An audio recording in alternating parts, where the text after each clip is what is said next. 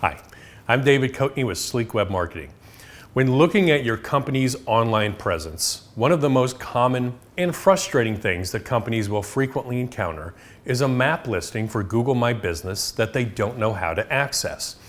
In many cases, this map listing might have been set up by an old vendor or a previous marketing director or other employee that doesn't work there anymore. And to make matters worse, they probably set this up with their own email address. And now it looks like you're up the creek without a paddle.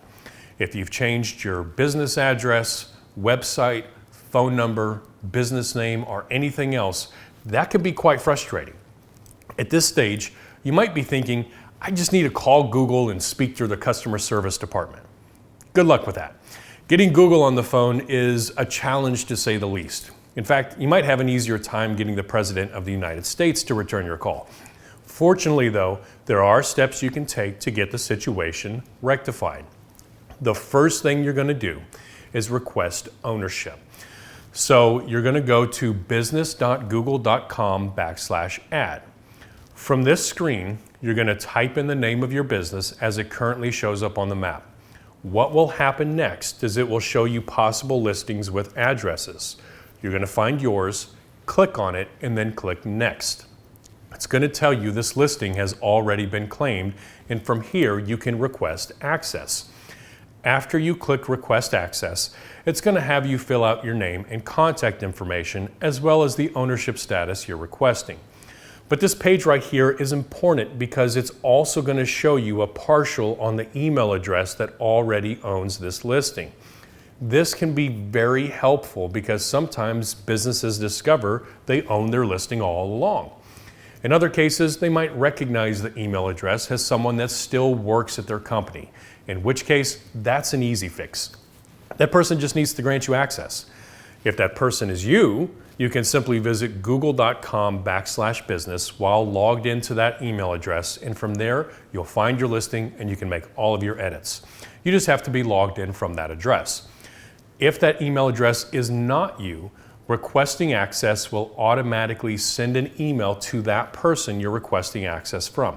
From there, you wait. All they have to do is open that email and click approve, and then voila, you have access from your own email now. On occasion, you might hear back and they'll grant you access. In the majority of cases, you probably won't hear back, in which case it's up to you to move on to the next step. That brings us to Plan B. If your request is denied by the current owner, you'll be notified by email and have an option to appeal the denied request.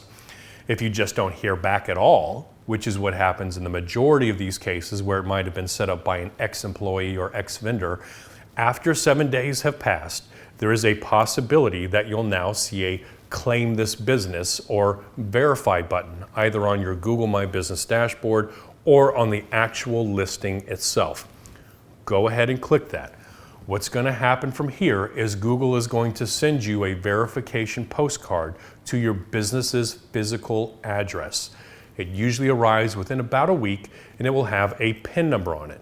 Once you get that, you'll be able to go back to google.com/business, click on that listing, and enter your PIN number to verify. At that point, you'll be able to assume complete control and make all of your edits. Now, just a heads up on the verification postcard that comes in the mail. It looks like junk mail. And if someone else is checking your business mailbox and thinks that's what it is, they might throw it out. So you want to make sure whoever checks that mailbox is aware to be on the lookout for that postcard from Google. Now, worst case scenario, you've requested access and you didn't hear back.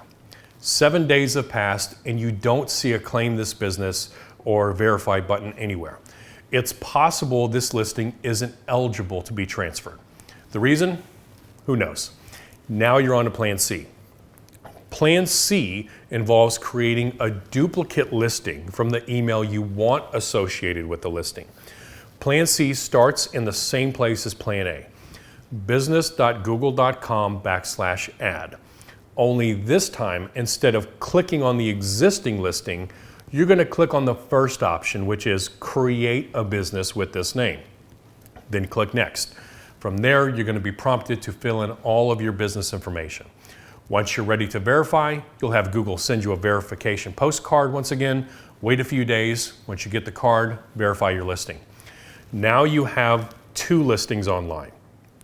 At this stage, there's a possibility Google has noticed 2 and will tell you it looks like there's a duplicate listing and ask you what you want to do with the other.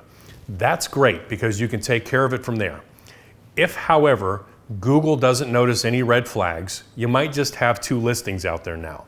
And the one that has been around the longest is probably going to be the one that still shows up in searches, which obviously you don't want. In that case, you're going to go to literally Google your own business so that the map listing shows up, the one that you want to get rid of. You'll see an option that says Suggest and Edit. Click on that. From there, you'll see a couple of other options, and you're going to want to click on Remove this place. From there, you'll see a drop-down menu that will give you reasons.